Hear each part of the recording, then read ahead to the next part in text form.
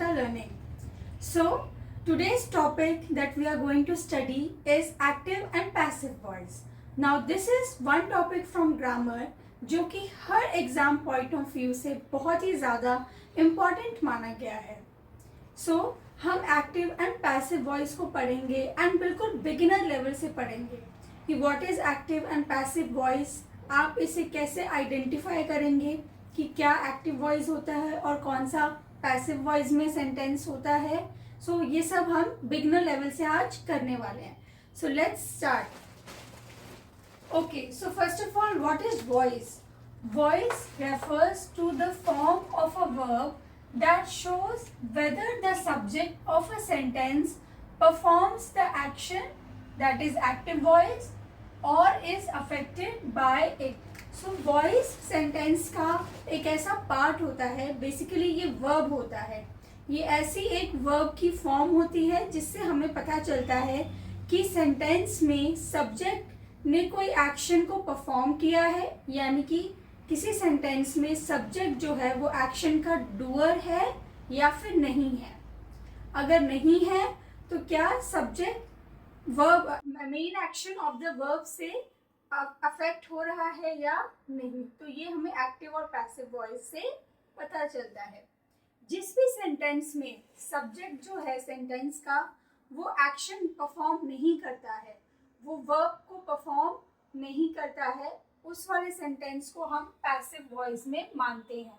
और जिस सेंटेंस में सब्जेक्ट कोई काम करता है उस सेंटेंस को हम एक्टिव वॉइस में कंसिडर करते हैं. For example, the first sentence that is here is Ravi killed a snake. So as you can see the subject of this sentence is Ravi. इस सेंटेंस में सब्जेक्ट क्या है? रवि. नाउ फॉर दोज जिनको नहीं पता कि सब्जेक्ट किसे कहते हैं, subject is the most important part of a sentence. जिसके बारे में सेंटेंस होता है उसे हम सब्जेक्ट कहते हैं. So this subject is actually about Ravi. Ravi killed a snake. So subject is doing some work, yes, and that work is killed. That work is killed. So verb here is kill and Ravi क्या उस action को perform कर रहा है? Yes. जब भी subject action से पहले लिखा होता है तो हम मानते हैं कि वो एक्शन को परफॉर्म कर रहा है. यहाँ पे किसने स्नेक को किल किया है? रवि ने. So Ravi is the subject of the sentence and it is also the doer of the sentence. doer यानी कि जिसने एक्शन को परफॉर्म किया है, वो भी यहाँ पर कौन है? Ravi. Ravi killed a snake. That is why this sentence is in active voice. हम मानेंगे कि ये sentence active voice में है क्योंकि यहाँ का जो subject है that is Ravi and it is also the doer of the action. Okay, so यहाँ पे killed verb हो गया है और यहाँ पे a snake जो है वो इसका object हो गया है. verb का object जो verb के बाद लिखा जाता है that is a snake. उसने किसको मारा? Ravi killed what? और Ravi killed whom? So Ravi killed a snake. तो यहाँ पे ये सेंटेंस का स्ट्रक्चर हमारे पास आ जाएगा doer plus verb plus object. जब भी ऐसा होगा तो हम मानेंगे कि सेंटेंस जो है वो एक्टिव वॉइस में है. Now look at the second sentence. A snake was killed by Ravi. So इस सेंटेंस में सब्जेक्ट क्या है? Snake.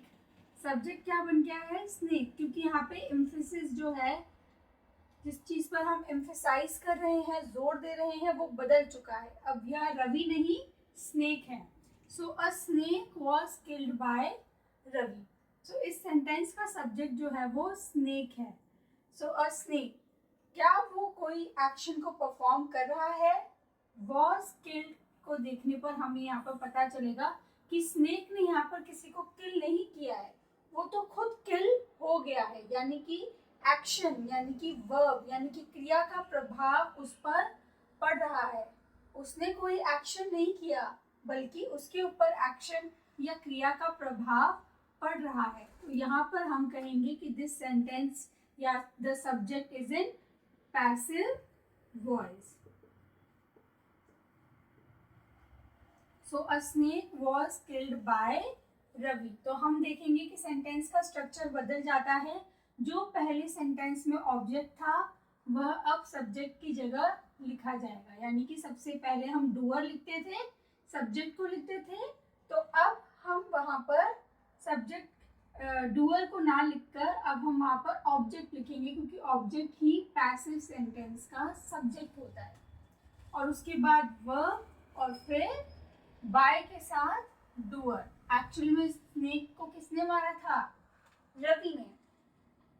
So this is passive voice, जहां पर सब्जेक्ट पर क्रिया का प्रभाव पड़े, यानी कि एक्शन जो है उसका इफेक्ट जो है सब्जेक्ट पर पड़ता है, उसे हम पैसिव वॉइस कहते हैं। वहां पर सब्जेक्ट खुद कोई एक्शन नहीं करता, खुद कोई वर्ब को परफॉर्म नहीं करता।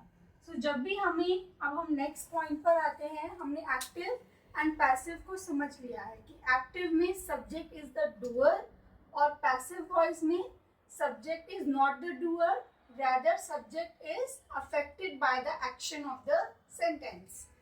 So अब हम देखेंगे कि अगर हमें एक्टिव से पैसिव में चेंज करना हो तो हम एक बेसिक रूल को याद रख के किसी भी सेंटेंस को एक्टिव से पैसिव में बदल सकते हैं। दैट इज, हम हमेशा पैसिव फॉर्म में बी, जैसे कि आप सब जानते हैं कि बी होता है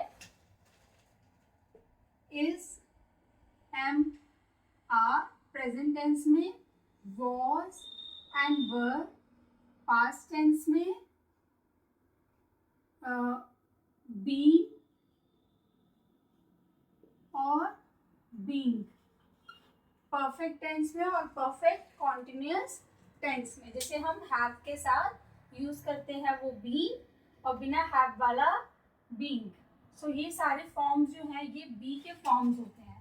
तो आपको टेंस के अकॉर्डिंग बी का कोई भी एक फॉर्म चूज करना है और उसके साथ हमें वर्ब की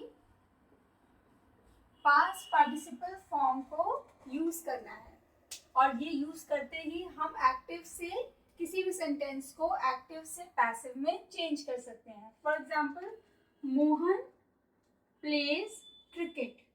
मोहन प्लेज क्रिकेट। सो हम यहाँ देख सकते हैं कि मोहन सब्जेक्ट है और वो कोई ना कोई एक्शन परफॉर्म कर रहा है। अब वो एक्शन, वो वर्ब है प्लेज और वो क्या खेल रहा है? क्रिकेट। तो ये यहाँ पर ऑब्जेक्ट हो गया। तो सबसे पहले हम क्या करेंगे? हम क्रिस क्रॉस वाला रूल फॉलो करेंगे। जैसे कि आप देख सकते हैं कि ऑब्जेक्ट यहाँ पर आ जाता है और डूअर जो है वो एंड में चला जाता है, वर्ब की प्लेस सेम रहती है। तो ऐसे ही हम सबसे पहले यहाँ पर क्रिकेट लिखेंगे, ऑब्जेक्ट जो है वो सबसे पहले चला जाएगा क्रिकेट। अब हम प्लेस, वर्ब को चेंज करने के लिए हम be form plus past participle form वाले रूल का ध्यान रखेंगे, क्योंकि ये टेंस जो है सिंपल प्रेजेंट टेंस है, प्रेजेंट इंडेफिनिट टेंस है, इसलिए हम यहाँ से बी की इज वाली फॉर्म हम चूज करेंगे। उसके साथ थर्ड फॉर्म प्ले की प्लेड लिखेंगे। सो क्रिकेट इज प्लेड और फिर हम बाय को यूज करते हुए जो एक्शन का डूअर था पहले सेंटेंस में मोहन, वो लिखेंगे by Mohan. So cricket is played by Mohan और ये हमारा सेंटेंस पैसिव में चेंज हो गया है, जो कि यहाँ पर एक्टिव में था। So that is all for today. आज बिगिनर्स क्लास के लिए इतना ही था। हमने सीखा कि एक्टिव वॉइस क्या होता है, पैसिव वॉइस क्या होता है, दोनों में डिफरेंस क्या होता है और कैसे हम एक बेसिक रूल को फॉलो करके किसी भी सेंटेंस को उसकी टेंस के अकॉर्डिंग चेंज करके एक्टिव से पैसिव में लिख सकते हैं, से बदल सकते हैं। So that's all for today. Thank you so much.